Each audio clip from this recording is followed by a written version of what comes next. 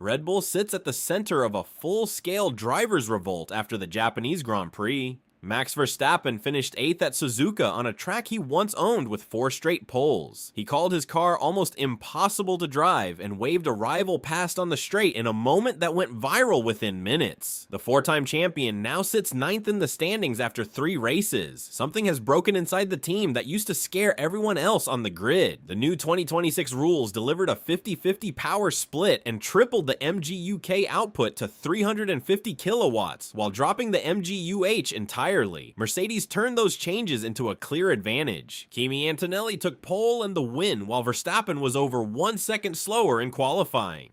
The gap showed up most in the medium and high-speed corners, where Red Bull lost time harvesting energy. Lewis Hamilton leads the championship and openly says this is the best racing he has ever seen. Yet the same rules left Red Bull fighting for scraps and forced Verstappen to admit he wakes up every morning trying to convince himself to keep racing. That personal toll adds a layer nobody saw coming. The real tension now stretches across the next 5 weeks before Miami. Red Bull must find real answers or risk losing their star completely. What no broadcast covered is how deeply the team changed before these rules even hit the track. The next part of the story shows exactly how those changes turned winter test warnings into a full-blown crisis on race day. It's the boldest rule shakeup in decades promised closer racing and greener technology. Instead, it delivered battery management battles and dangerous speed differences that no one fully saw coming before the lights went out in Melbourne. Teams arrived at the first race expecting a fresh start. What they found was a power unit split close to 50-50 between the combustion engine and electric system, with the MGUK boosted all the way to 350 kilowatts and the old MGUH gone completely. Active Aero replaced DRS,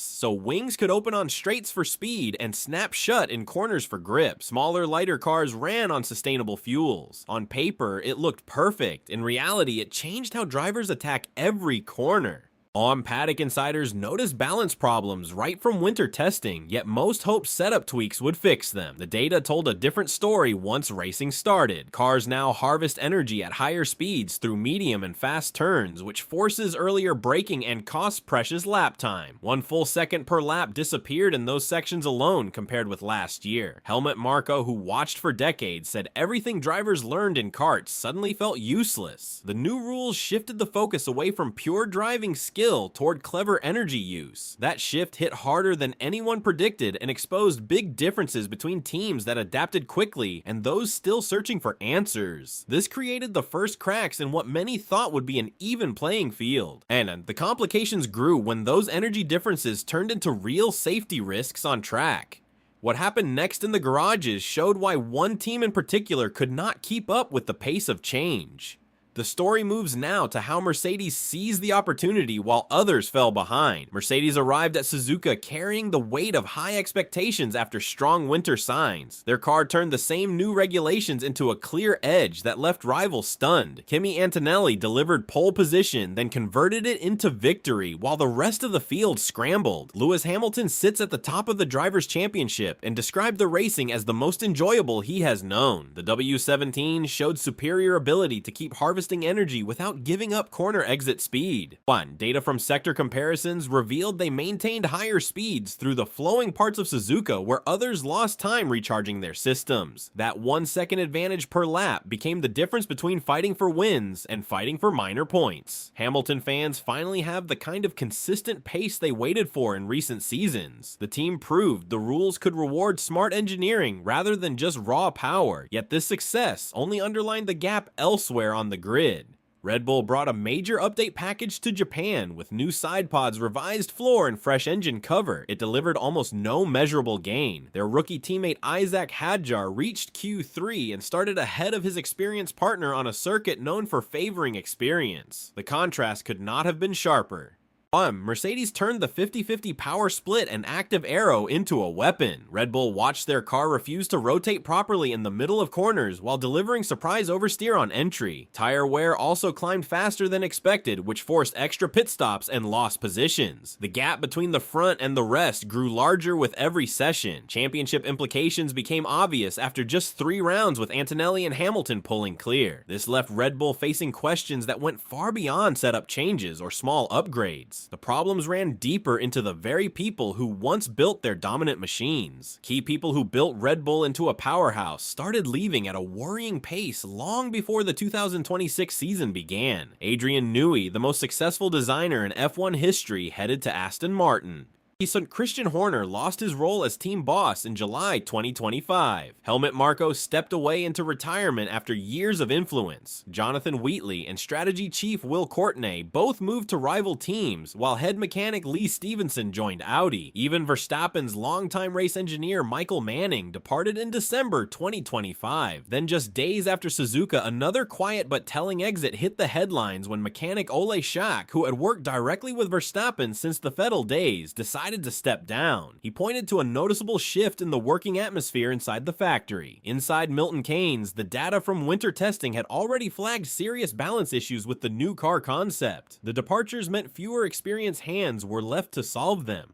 The RB22 arrived overweight by around 10 kilograms and suffered from stubborn mid-corner understeer mixed with sudden oversteer on turn-in. Engineers who stayed behind could not dial out the problems despite the big update package rushed to Japan. That package included fresh side pods, a revised floor, and a new engine cover fitted only to Verstappen's car. It changed almost nothing on track. The power unit itself from Red Bull Ford showed strong top speed numbers matching Mercedes on straights. The real trouble lived in the chassis and aero concept, which cost crucial time in medium and high-speed corners. Red Bull slipped to 6th in the constructors' standings, tied with Alpine on just 16 points. This human drain created a deeper crisis than any single technical fix could repair.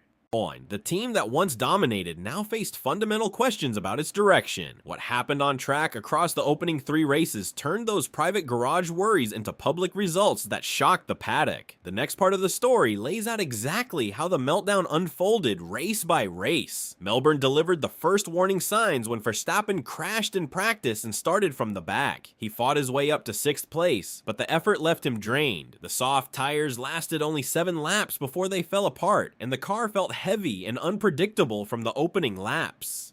Shanghai made things worse. The battery system failed during the sprint, dropping him from 8th on the grid. In the main race, an ERS cooling problem killed the power unit on lap 46, forcing an early retirement. He called the whole weekend a disaster and walked away with 0 points. Suzuka was supposed to mark the turnaround with that major update package. Instead, Verstappen dropped out in Q2 with the 11th fastest time, more than 1 second behind Antonelli on pole. His teammate Isaac Hadjar, in only his second full season, pushed through to Q3 and lined up 8th. On a circuit Verstappen had dominated for years, the gap felt impossible to ignore. During the race, he spent lap after lap stuck behind Pierre Gasly in the twisty sections. Every time the track straightened, his energy ran out, leaving no deploy for overtaking. In one telling moment, he simply lifted his hand off the wheel and waved Gasly through on the approach to the straight. He crossed the line 8th, 32 seconds behind the winner, picking up just 4 points. His radio exchange with engineer Gianpiero Lambiase showed the growing frustration when the wall tried to highlight raw speed data. Verstappen fired back that it was easy to say from the pit wall. 3 races produced only 12 points and left him 9th overall, 60 points, adrift of the leader. The worst start of his career was now on record. The car did not just lack pace, it had become hard to trust at the exact points where a champion needs confidence to push. The frustration spread beyond Red Bull and started a wider conversation across the paddock about the direction of the sport itself. Frustration inside Red Bull quickly spread across the entire grid and turned into open criticism of the new regulations. Lando Norris, the reigning world champion, described the shift from the cars of 2025 to the current machines as a step backwards. Fernando Alonso called it a battery management championship and joked that even his hotel chef could probably handle one of the cars. Charles Leclerc labeled qualifying sessions a complete joke under the new format. The comments kept coming from drivers who had spent their careers mastering traditional racing lines and braking points. The rules created extreme differences in car speed, depending on whether a driver was harvesting energy or using full deployment. That gap showed its dangerous side in Suzuka during lap 22. Oliver Behrman approached Franco Colapinto through the spoon curve. Colapinto was in full harvesting mode, making his car much slower through the corner. Behrman arrived at normal racing speed, and the sudden difference led to a heavy impact that sent him into the barriers with forces reaching 50G. He walked away, but the crash immediately forced the FIA to call an emergency meeting for April to review the regulations. Safety concerns joined the sporting complaints, and the pressure on the governing body grew. Even retired Helmut Marko spoke out, saying the sport needed to bring driver skill back to the center. Jos Verstappen added his voice on social media, questioning whether this could still be called proper racing. The collective pushback highlighted a clear divide. Lewis Hamilton praised the racing while sitting at the front in his Mercedes. For drivers further back, the new era felt like it had taken away the very skills that made them champions. This growing revolt raised serious questions about the long-term future of the sport and put extra weight on one man in particular who had already started thinking about his own path forward. The story now turns to Max Verstappen, standing at a personal crossroads after everything he has already achieved. Max Verstappen has secured 4 world titles, 71 race wins, and a place third on the all-time list. At 28 years old, he has already done more than most drivers dream of in a full career. Yet after Suzuka, he spoke openly about waking up each morning and having to convince himself that the effort was still worth it. The physical and mental demands of pushing an unpredictable car no longer felt healthy. He mentioned the sacrifices to his family and questioned whether he wanted to keep making them. Those words carried more weight than any previous complaint because they touched on something deeper than a single bad weekend. His contract signed in 2022 runs until 2028 and includes performance clauses for 2026. Sitting 9th in the standings and 60 points behind the leader means those clauses are likely already triggered, allowing him to exit without penalty. Red Bull still believe they can turn things around, but the clock is ticking. Verstappen has built his own racing team and recently tested a Mercedes-AMG GT3 car in Red Bull colors at the Nürburgring just 48 hours after the Japanese Grand Prix. He has spoken about interest in the Le Mans 24 hours and continues to enjoy his sim racing outfit, Team Redline. Yes, these projects give him clear options outside Formula 1 and a chance to spend more time at home. The paddock remains split on what comes next. Some compare it to Fernando Alonso's earlier break and believe he could return stronger. Others warn that using retirement talk to push for rule changes might backfire. Verstappen himself has never sounded this serious about stepping away. With a 5-week break ahead before the Miami Grand Prix, the decisions made in the coming weeks will shape not only his future, but the direction of the entire championship. The final piece of this story looks at what those next 5 weeks could mean for Red Bull, the FIA, and the sport as a whole. The unexpected 5-week gap before Miami, created by the cancellation of Bahrain and Saudi Arabia, has given everyone time to breathe and think. Red Bull now faces a simple demand. They must show clear, measurable progress with the RB22 when racing resumes. Promises alone will not be enough. If the car remains a second off the pace, the performance clauses in Verstappen's deal will activate and he can walk away freely. The FIA, meanwhile, must use its April meetings to examine the safety risks exposed by the big speed differences between cars. Drivers have made their views clear, and the governing body cannot ignore the growing calls to restore more emphasis on driver ability over energy strategy. Championship mathematics add extra pressure. A 60-point deficit after 3 races can still be turned around, but only if the car finds real speed soon. Mercedes currently holds the advantage and their fans are enjoying the dominance.